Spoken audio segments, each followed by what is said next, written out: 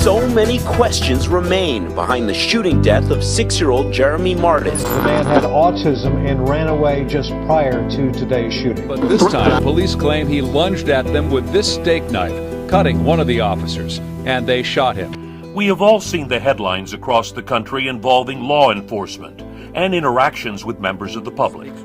Law enforcement is a dangerous job in the times we live in today. Some encounters with police have become deadly. In the Chicago area, a 15-year-old teen with autism was recently shot and killed by police. First responders may also face tragic accidental drownings because children with autism are attracted to water and have no sense of danger. Drowning fatalities following wandering incidents remain a leading cause of death among those with autism spectrum disorders, or ASD. This video is to give law enforcement and first responders a basic overview and a proper protocol to identify the signs when encountering a person with autism so that a deadly incident does not occur, and officers and emergency personnel have the tips and tools they need to de-escalate an interaction. And you'll see him, his facial structure will completely change. He'll get this look on his face and he'll start to do animal claws, and then he'll threaten to kill them. I'm going to kill you. I'm going to blow this school up. Can you imagine the reaction if the wrong person heard him say that? While law enforcement and first responders undergo a substantial amount of crisis intervention training and interacting with mentally ill individuals, autism is not classified as a mental illness, and further training is necessary to increase awareness of this condition. According to a national study by the FBI in 2001, people with intellectual and developmental disabilities are 7 times more likely to come into contact with law enforcement than those without a disability. This video is to help law enforcement and first responders better understand individuals who are impacted with autism. My name is Charles Chester. I'm a law enforcement officer. Been in law enforcement in some capacity for well over 20 years.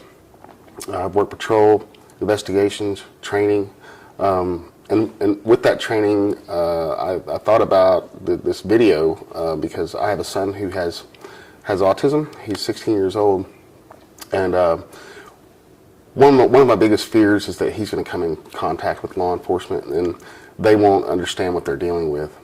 So what I'd like to do is create a video to put the awareness out there to first responders and police officers to recognize the symptoms of autism and learn about ways to mitigate any potential volatile situations. 49% of children with autism wander from a safe environment. Wandering is one of the #1 issues emergency responders will face. Oh, you got some ants on there, huh? Yeah. Do you know where your parents are? Yeah. Okay. See if we can see them anywhere. Well, my name's Dan with the fire department. We're here trying to help you. Do you know where your parents are if we go try to find them? Hey guys. Are you okay? Hey. What's going on? We found them wandering, yeah, and we're just trying to get some information. Okay. How about what's your name? Do you have any ID on you? Any type of information or a cell phone? The paramedics and fire department in Williamson County, Texas, and the Autism Society of Central Texas worked with us on several emergency scenarios with local teens with autism. Children with autism typically have difficulty with verbal and nonverbal communication, and in many cases may not be able to respond to their name being called or understand your instructions. Hey, my name's Kevin. Can I shake your hand? How you doing? What's your name? Can you tell me your name? Yeah? Are you hurting anywhere? No? You want to go sit in our ambulance and let's talk? Can we talk with you for a little bit? The first responders are showing how to best interact with this teen who has autism by explaining and showing him what they will do to take his blood pressure so he won't be afraid and have a meltdown trigger. See what it's doing? It's just squeezing my arm, okay? Can I do that to your arm? Is it okay if I do that to your arm, bud? Can we take your jacket off to try to do it on your arm? No? You want to keep your jacket on? Okay. There you go. Autism is prevalent. Statistics show 1 in 68 births will be an autistic child, and boys have 4 times more of a risk of being born with autism than girls. So the chances of a law enforcement officer or a first responder coming in contact with a person with autism, possibly a young adult male, is very high, and if approached the wrong way, could lead to a deadly or dangerous outcome. It's a huge problem. It's a huge learning curve. I think it's a huge learning curve for everybody because not everyone understands what autism is, or ASD. And so I think it's just getting the right education and being open to answering questions, asking the right questions, knowing certain things like touching. An individual with autism might absolutely hate touch. And so, not meaning to, you can set someone off just by touching their shoulder, and they can start screaming, biting. Because when you see someone with autism and you meet another one the next day, they could be completely different from each other. There is a saying that says if you've met one person with autism, you've met only one person with autism, just because they look so different across the board. No two are alike. So autism, there's 3 core symptoms. So they're deficits in communication, in social understanding, and in their interests. They tend to have very narrow, restricted interests or repetitive behavior patterns. So individuals affected with autism will have a hard time communicating and also reading other people's nonverbal cues. Police officers are trained to roll up on the scene and make immediate eye contact with the person being pulled over. If they look suspicious or don't look you in the eye, training tells you this person has something to hide or may be on drugs. But that can also be a key sign that this person may have autism. We're seeing this where first responders maybe jump to conclusions or make assumptions about the person's character because of the lack of eye contact, because of the poor or limited communication skills. They make assumptions about what that person's been doing or who they are, and perhaps arrest them. For this training video, we worked with law enforcement officers in Smithville, Texas. The police officers did this scenario with a young man with autism after a suspicious person call in a local park. You don't have any type of weapons or anything on you, do you? No knives or anything like that? Nope. No? Nothing. Nothing? Mm-mm. You mind if I check you real quick? Nope. Problem. You're okay? I'm okay. Can I check you real quick just to make sure you have no weapons? Nope. No? Nothing. Okay. You have an ID? Nope. No ID? Mm-mm. Okay. What's your name? Ian. While there is not one physical characteristic or a single trait that distinguishes autism, even with the best of intentions, spotting and properly dealing with the signs of mental illness and disability are special challenges for first responders. Individuals with autism don't always react to things like eye contact, commands, sounds, and changes in their environments the way most people do. It's difficult to recognize a person with autism right away. You have to spend at least 30 seconds with them. You can't just look at someone and say that person has autism, because they look just like you and me. It's all in mannerisms. It's negative eye contact. It's a lot of times their posture. One of the fastest growing needs for us is how to properly interact and be able to handle different types of situations when dealing with individuals who do have special needs. Hello. What are you guys doing here? We're with the fire department. My name's B. What's your name? Danielle. Danielle. Nice to meet you. Nice to meet you. Hey, wait a minute. We all have met. For police officers and first responders, spotting the possible signs and symptoms of autism and being patient is very important. In this scenario, the Round Rock Fire Department is responding to a call about a seizure. My name is Dan, the fire department. Hi. What's your name? He's nonverbal. He can't talk. All right. I mean, he can tell you. What's going on today? Here, what's the problem? He may have had a seizure. John has autism and seizure disorder. He has trouble speaking, but fortunately on this call, he is with his mother. This is just going to squeeze your arm, okay? And this one's going to go on your finger. The medical professionals are very patient with John while they check his blood sugar. All right, on the count of 3, small little poke.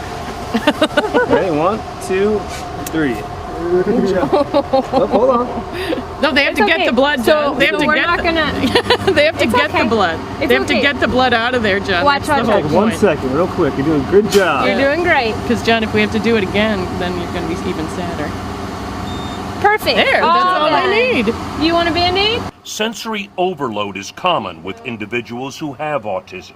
Lights and sirens would be a big deal, particularly in the evening where lights are bright and they're reflecting off of everything. To them, that's like being on a battlefield. Hey, John, so these are seat belts, right? You put on a seatbelt in the car. Once they get John into the ambulance, they very carefully explain to him what they're going to do next to check his vital signs. Can I check your pulse?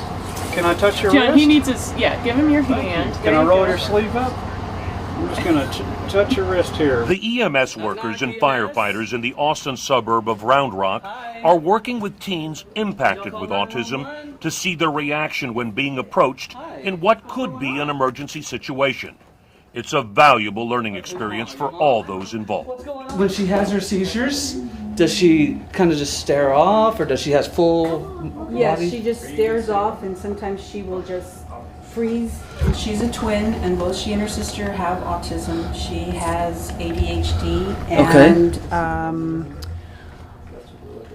she's recently had a pretty substantial cognitive regression. So she has her ability to speak is very limited.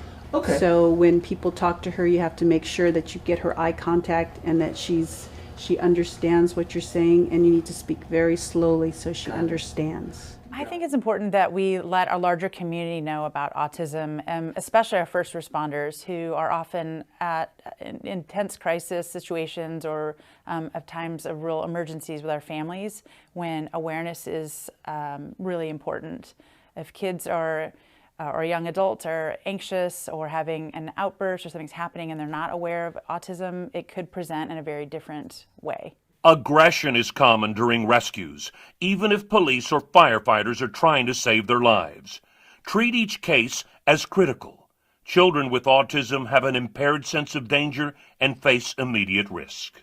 Trying to restrain an individual with autism that is already not understanding what's going on, and that's apparent in their aggressive behavior. So they're in a fight or flight mode is only going to trigger a more severe outburst or a more severe behavior. And it's very common for them to start engaging in head banging, biting, spitting, throwing. And so you really want to look for signs that they already feel threatened. So situations that I go through with Josh, struggles, getting off the bus, getting in the car, taking his medication, which we don't give him a lot, but there's some that we have to give him. Getting in the bathtub, he can become aggressive, not only with me and my wife, but with himself. Head banging, hitting himself in the head, slamming his head against the wall, those sorts of things. So that's part of the catalyst for this video is, 10 years ago, if I was working the street and I saw someone doing that, the first thing I'd probably think of is some sort of narcotics. And then I would immediately think, that's a threat to me. Kathy Whittington's son Matthew was diagnosed with autism in kindergarten. I was lucky enough to have a teacher that was willing to film him. Part of that was a motivator for him because he knew he was being filmed and Mom was going to see it. They had a room basically where they had some sensory items and the kids had the option of just, okay, I need a timeout. They could take him in there. They wouldn't disrupt the other students. So Matthew's in this room sitting on the floor, and he proceeds to start yelling and screaming, that, making threats, and then he's banging his head with his fist. And he's doing it pretty hard because I've never really seen him do a lot of self-oriented violence, but my understanding is that he does bite himself at school. And then he was hitting himself in the head, and when he does that, he hits himself in the head, and then he falls backwards to the floor, And he says, ouch, and he falls backwards to the floor. So he was acting out, but he was using SpongeBob in order to do it. So it comes off comical, but it really isn't comical in the sense that this is him in the middle of a full-on meltdown. Now Matthew is a freshman in high school. Part of their anxiety is the fact that they are afraid of anything that's new and unfamiliar. That's why they're so rigid and they want their routines and their schedules. It's because they're afraid of what they don't know or what they're not prepared for. Matthew's stepfather, Corporal Dan Whittington, has been a law enforcement officer for nearly 30 years. If you can expose the police department to them, expose them to the police department, get them comfortable around police, they may still have some behaviors, but maybe not as severe. They may see the police officer not as a threat. People with autism are very rigid a lot of times. They don't like anything that's a surprise. But if they learn to know that there's a police officer, he wears a uniform and a gun, and he's showing up, and he's there for a reason, then maybe it's kind of a two-way street. There's communication between both parties at that point. Whether it's language or whether it's with your actions, you really want to take one step at a time, and you want to be slow about your approach. So it gives them time to process the situation because they're not processing your words very easily. They're much more concrete thinkers, very literal. And language, often, particularly the English language, can be confusing because there are so many idioms. So if they say, do you waive your rights? And they're waiving their right, literally waiving their right. And so for my son or for anyone, you know, there's that lack of communication, the literal communication, and that heightened anxiety when someone touches you, perhaps. This acronym is helpful in training first responders. A. Approach the person in a quiet, non-threatening manner. U. Understand that touching a person with autism may cause a fight or flight reaction. T. Talk to the person in a calm voice. Pause and wait for an answer when giving directions or asking questions. The person with autism may be processing slowly, and repeating what you said without giving them time to answer may slow their response down. I. Instruct the person simply and directly. S. Seek to evaluate the situation as it's unfolding. M. Maintain a safe distance and be able to retreat if necessary to de-escalate the situation.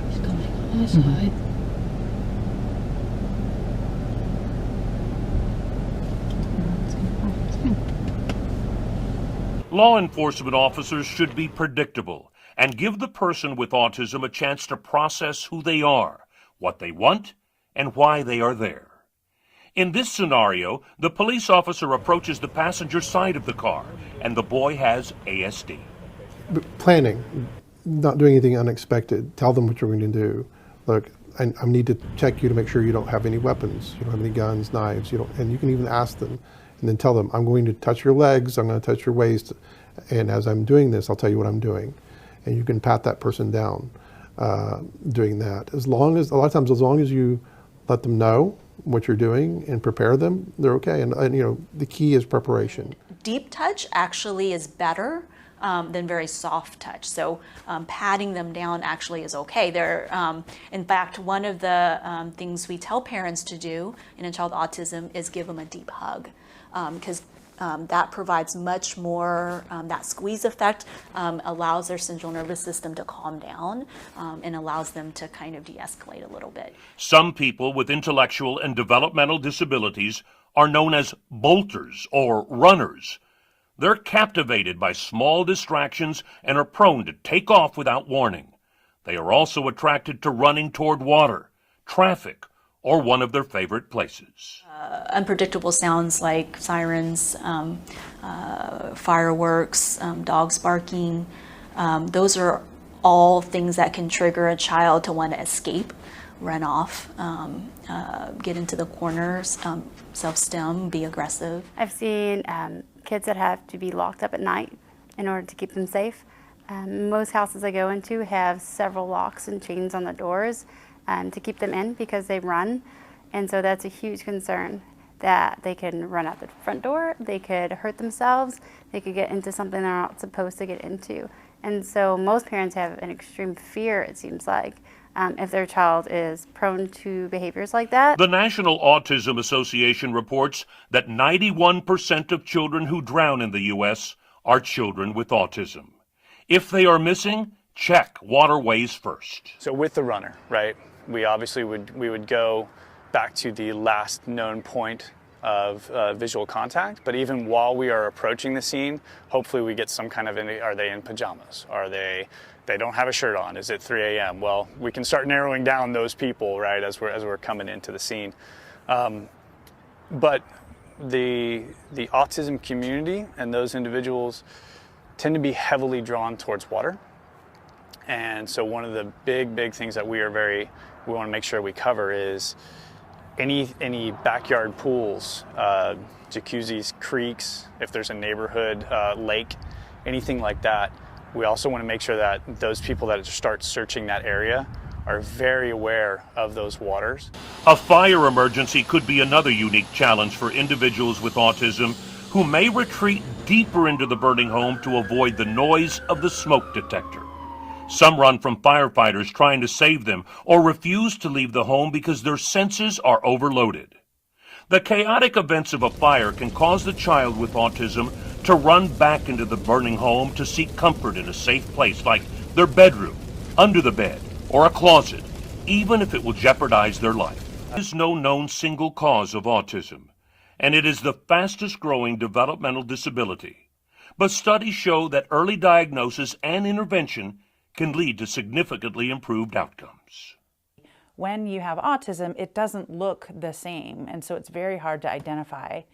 I think it's important that people know that it affects all ages and stages. It's not something that just goes away when you reach adulthood. It's something that impacts you throughout your lifespan. And so while you may not know right away what's going on with your child, there's a kind of grieving process that when you do get that diagnosis, that cycles through. So, things like major milestones like driving or going to university or getting married, there are no guarantees for any of us, but certainly no guarantees with our families. It's a constant battleground. I mean, and it's not just once in a while. It's not, he had a bad day today. It's every day. It's every 5 minutes. It's not an hour by hour battle. It's not a day by day battle. It's a minute by minute battle. So the Autism Society is here to provide information, referrals, and support, education, advocacy, and recreational opportunities. And so this is a big part of what we've been trying to do is help educate both the autism community about first responders and letting first responders know about autism. So this is really important for our families because it's kind of a mutually beneficial opportunity. We're learning about what their needs are and what first responders might be looking for. And equally, first responders, I think, will learn more about what autism is and how it presents in a crisis. Through actions like this video, this training, through integration into the society of individuals with disabilities, and through media communications, we have the ability to enlighten people and to empower them as parents, as educators, as first responders. And I feel like it's our responsibility to do so. For more information about autism resources for first responders, go to these websites where additional training materials can be found. Autism Society of America Safe and Sound Initiative. National Autism Association Big Red Safety Box. Autism Speaks Wandering Resources.